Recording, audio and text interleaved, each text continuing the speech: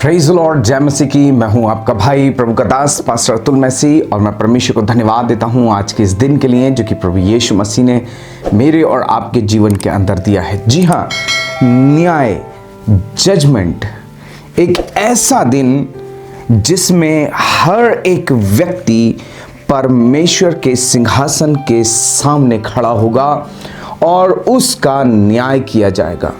और बाइबल मुझे और आपको बताती है कि जैसे कि मनुष्य का एक बार मरना और उसके बाद न्याय का होना नियुक्त है, ये परमेश्वर की ओर से ठहराया गया है। मेरे भाई मेरे बहन, जब न्याय की बात आती है, अंतिम जजमेंट, एक ऐसा दिन जिसको कहा जाता है कि वो परमेश्वर के क्रोध का दिन होगा उन लोगों के लिए जो परमेश्वर को नहीं जानते, जो उसके मार्ग पर नहीं चले, जिन्होंने अपने जीवन को धार्मिकता और पवित्रता से नहीं जिया। वहीं ये न्याय वो दिन होगा उन लोगों के लिए जब परमेश्वर प्रतिफल देगा उन धर्मी लोगों को, उन लोगों को जो परमेश्वर की इच्छा में जीते हैं, परमेश्वर की इच्छा में चलते रहे हैं और परमेश्वर की मर्जी को अपने जीवन से पूरा किया है। न्याय वह दिन है जिसमें परमेश्वर हर व्यक्ति का न्याय करेगा। हर व्यक्ति परमेश्वर के न्याय के सिंहासन के सामने खड़ा किया जाएगा। मेरे भाई मेरे बहन, बाइबल हमें बहुत से वचनों को बताती है। बाइबल मुझे और आपको बताती है यह न्याय जो है मृत्यु के प्रशांत अंत के समय में होगा, जिसमें कि हर व्यक्ति परमेश्वर के सम्मुख उपस्थित किया जाएगा। मलाकी नबी की पुस्तक, जब मैं और आप उसके 4 अध्याय और पहले वचन को पढ़ते हैं तो कहता है, क्योंकि देखो वह दिन धधकते हुए भट्टे का सा दिन आता है जब सब अभिमानी और सब दुराचारी लोग अनाज की खूंटी बन जाएंगे। यूहन्ना बपतिस्मा देने वाला कहता है, लूका रचित सुसमाचार उसका 3 अध्याय और उसके 7वें वचन के अंदर के आने वाले क्रोध से भागो। जी मेरे भाई मेरे बहन, ये जो न्याय का दिन है ये क्रोध का दिन होगा। ये वो क्रोध का दिन होगा जिसमें परमेश्वर का क्रोध उन लोगों पर जो परमेश्वर की राह पर नहीं चले, जिन्होंने अपना जीवन प्रभु को नहीं दिया, जो अंधकार में या फिर गलत कामों में अपनी जिंदगी को जिए। मेरे भाई मेरे बहन, रोमियो की पत्री उसका 2 अध्याय 5 से 6 वचन में पौलुस कहता है, पर तू अपनी कठोरता और हठीले मन के कारण उसके क्रोध के दिन के लिए जिसमें परमेश्वर का सच्चा न्याय प्रकट होगा अपने लिए क्रोध का मारा है, वह हर एक को उसके कामों के अनुसार बदला देगा। ध्यान रखिए, न्याय वो दिन है जिसमें परमेश्वर हर एक व्यक्ति के काम के अनुसार उसको बदला देगा। हर व्यक्ति अपने काम का प्रतिफल पाएगा। हर व्यक्ति उसने जो कार्य किए हैं उन कामों का प्रतिफल परमेश्वर की ओर से उसको मिलेगा। मेरे भाई मेरे बहन, जब मैं और आप भजन संहिता उसके 62 के 12 में पढ़ते हैं तो वहां पर लिखा है, तू एक जन को उसके कामों के अनुसार बदला देगा। वचन बताता है कि यह न्याय व्यक्तिगत रीति से हर व्यक्ति का होगा, सारे राज्यों का होगा, सारे देशों का होगा। यह एक ऐसी सच्चाई है जिससे कोई भी शख्स, कोई भी राज्य, कोई भी देश बच नहीं सकता। हर एक व्यक्ति को परमेश्वर के न्याय के सिंहासन के सामने खड़ा होना पड़ेगा। मेरे भाई मेरे बहन, परमेश्वर का वचन मुझे और आपको बताता है कुछ सवाल हैं जो कि हमारे सामने आते हैं, हमारे दिमाग में घूमते हैं। आखिर कब होगा न्याय? कैसे होगा ये न्याय? कौन करेगा?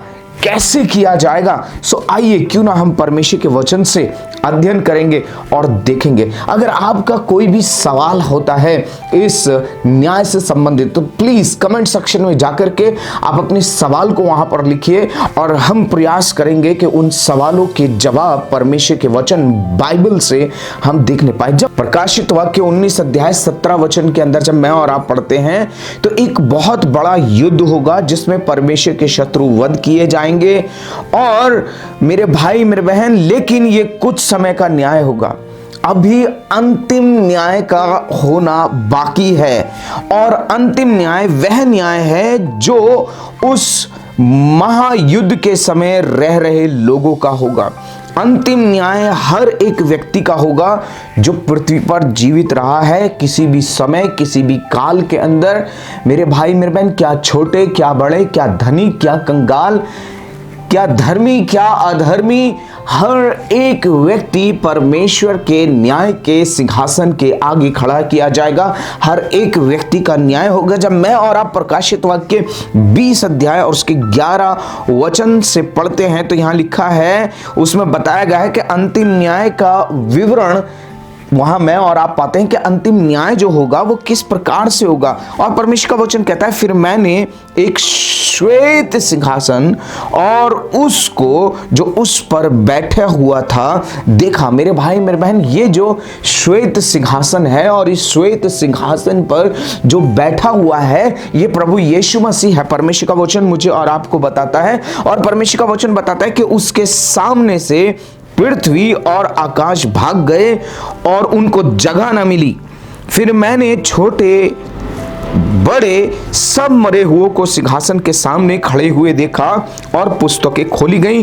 फिर एक और पुस्तक खोली गई, अर्थात जीवन की पुस्तक, और जैसा उस पुस्तक में लिखा हुआ था वैसे ही उनके कामों के अनुसार मरे हुओं का न्याय किया गया। समुद्र ने उन मरे हुओं को जो उसमें थे दे दिया, और मृत्यु और अधोलोक ने उन मरे हुओं को जो उनमें थे दे दिया। उनके कामों के अनुसार न्याय किया जाएगा।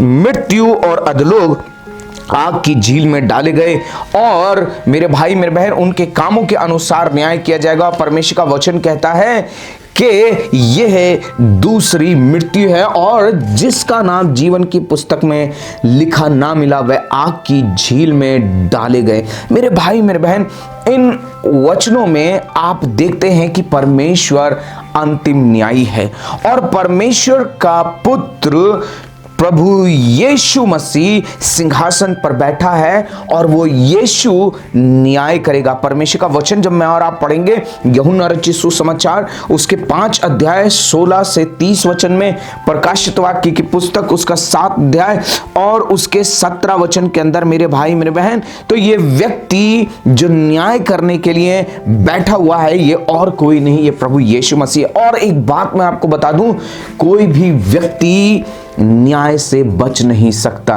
जो जीवित रहा पृथ्वी पर वो भी नहीं बचेगा, और जो मर गए, मेरे भाई मेरे बहन, परमेश्वर का वचन बताता है जब परमेश्वर के न्याय सिंहासन लगाया जाएगा, न्याय सिंहासन लगेगा, तो मेरे भाई मेरे बहन, समुद्र के अंदर जितने मरे हुए हैं, जिनकी लाशें नहीं मिली, जिनकी लोथें नहीं मिली, मेरे भाई मेरे बहन, जिनका कुछ अता पता नहीं चला, परमेश्वर का वचन कहता है कि समुद्र जो है वो अपने मरे हुओं को दे देगा।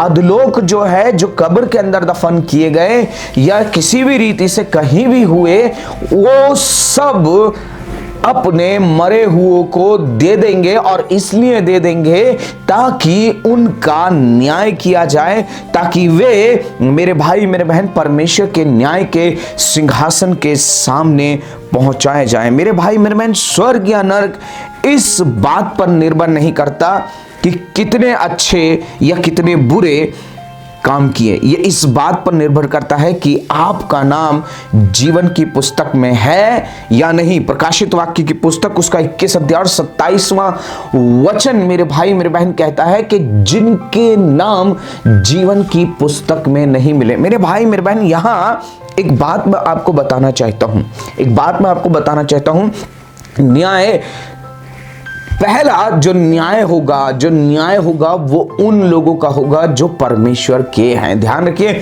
और इसलिए परमेश्वर का वचन कहता है कि न्याय जो है वो हमसे शुरू होगा, अर्थात वो लोग जो विश्वासी हैं, वो लोग जो धर्मी हैं, वो लोग जो परमेश्वर के साथ चलते रहे हैं, परमेश्वर की इच्छा, और ये न्याय उनके लिए परमेश्वर की ओर से प्रतिफल को लेकर के आएगा। परमेश्वर का वचन कहता है कि उनके काम उनके साथ हो लेते हैं। मेरे भाई मेरे बहन, तो क्या यहां कर्म प्रधान है?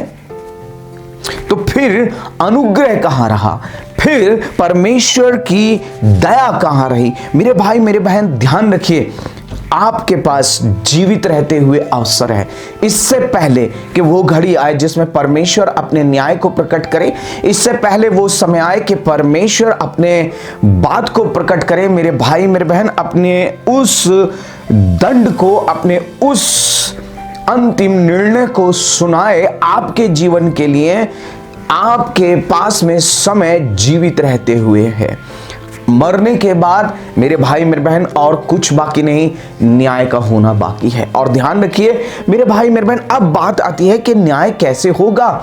परमेश्वर का वचन कहता है पहला जो न्याय है वो है व्यवस्था के द्वारा, दूसरा जो न्याय है, जो दूसरी बात है न्याय होगा वो है प्रेम की, द लॉ ऑफ लव, जो कि प्रेम की व्यवस्था है। यीशु मसीह का वचन कहता है कि तू आज्ञा तो जानता है, तू अपने पड़ोसी से अपने समान प्रेम रखना और अपने परमेश्वर यहोवा से अपने सारे मन, अपनी सारी बुद्धि और अपने सारे प्राण से बढ़ करके प्रेम रखना। और ये वो आज्ञाएं हैं जिनके अंदर, जिनके विरोध में कोई और आज्ञा या कोई और व्यवस्था नहीं है, because this is the law of love. ये है प्रेम की व्यवस्था। मेरे भाई मेरे बहन, परमेश्वर का वचन मुझे और आपको बताता है वो लोग जिन्होंने अपना जीवन प्रभु को नहीं दिया, जिन्होंने अपना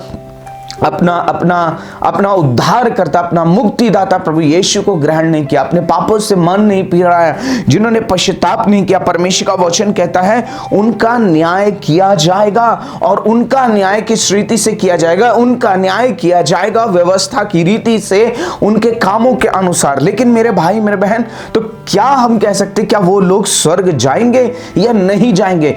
जी नहीं जाएंगे, क्योंकि परमेश्वर का वचन बताता है कि स्वर्ग और नरक जाना, स्वर्ग जाना और नरक जाना आपके कामों पर निर्भर नहीं करता, पर इस बात पे निर्भर करता है कि आपका नाम जीवन की पुस्तक में पाया जाता है। मेरे भाई मेरे बहन, एक बात मैं आपको बताना चाहता हूं, जिन जीवनों ने यीशु को अपना जीवन दे दिया है, जिसने अपना उद्धारकर्ता मुक्तिदाता यीशु को मान लिया है और उसके वचन के अनुसार चल रहा है, जी रहा है, मेरे भाई मेरे बहन, परमेश्वर का वचन बताता है कि विश्वास के द्वारा आप निर्दोष ठहरते हैं, आप धर्मी ठहर जाते हैं।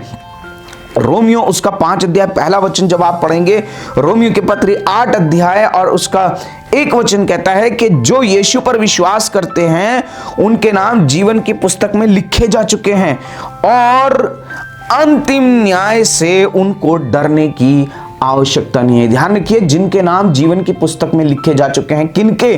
जिन्होंने यीशु पे विश्वास किया है, जिन्होंने अपना जीवन यीशु को दे दिया है, जो विश्वास से धर्मी ठहर गए हैं। परमेश्वर का वचन कहता है कि उन पर मृत्यु के दंड की आज्ञा नहीं होती, क्योंकि जितनों ने उसे ग्रहण किया उसने उन्हें परमेश्वर के संतान होने का अधिकार दे दिया और उन पर मृत्यु के दंड की आज्ञा नहीं होती। क्यों? क्योंकि वो विश्वास से धर्मी ठहर गए हैं और अब क्योंकि वो मसीह में जी रहे हैं, वो यीशु के वचन के अनुसार जी रहे हैं। इस कारण से मेरे भाई मेरे बहन, परमेश्वर का वचन मुझे और आपको बताता है कि आपको जो मसीह में हैं, जो परमेश्वर की धार्मिकता में जी रहे हैं, उनको अंतिम न्याय से डरने की आवश्यकता नहीं है, क्योंकि ये उनका जो दंड है, उनका जो परिणाम है, उनका जो